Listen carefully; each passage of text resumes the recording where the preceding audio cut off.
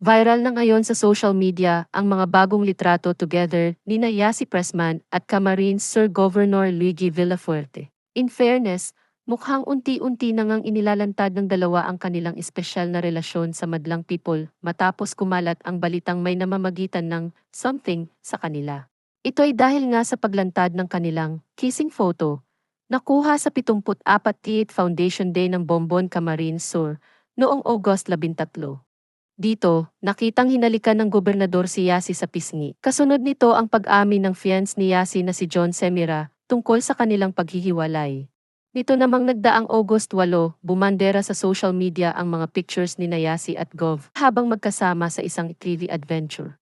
Unang na-post ito sa Facebook account ng isang netizen na may caption na, "Mali na naman na hawakan ni Gov." Makikita kasi sa litrato na nakahawak ang kanang kamay ni Luigi sa kaliwang hita ni Yasi. Kapansin-pansin